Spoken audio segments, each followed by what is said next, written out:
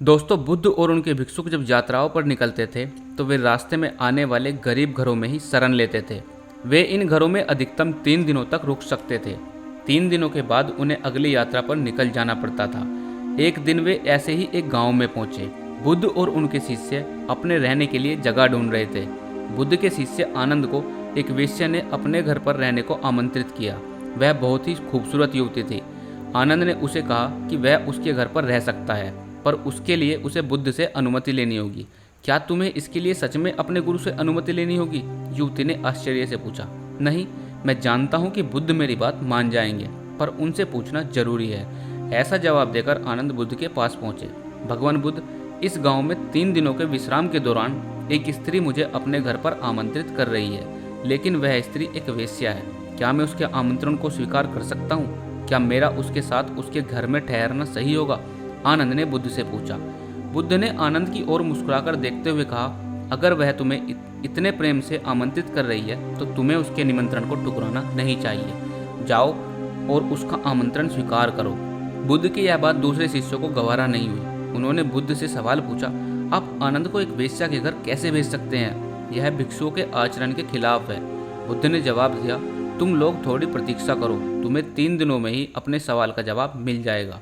सारे शिष्य चुप हो गए। फिर आनंद अगले 3 दिनों के लिए उस वेश्या के घर रहने चले गए और बाकी के शिष्य आनंद की जासूसी में लग गए और सारी बातें बुद्ध के कानों में डालने लगे। बुद्ध शालीन मुस्कान लिए चुपचाप बने रहे। पहले दिन वेश्या के घर से आनंद और महिला के गाने की आवाज आई। यह बहुत नई बात थी। एक भिक्षुक का वेश्या के साथ यूं गाना गाना। शिष्यों ने कहा, बस यह तो गया, इसका आचरण अब जरूर भ्रष्ट हो जाएगा। फिर दूसरे दिन घर से गाने के साथ नाचने की आवाजें भी आने लगी। अब सारे शिष्य एक स्वर में कहने लगे, अब तो यह पक्का ही गया। तीसरे दिन तो सचमुच ही उन्होंने खिड़की से आनंद और उस महिला को नाचते गाते देख लिया। सबका यह अनुमान था कि आनंद इतनी मौज में है तो वह भिक्षुओं के साथ आगे की यात्रा पर नहीं आएगा।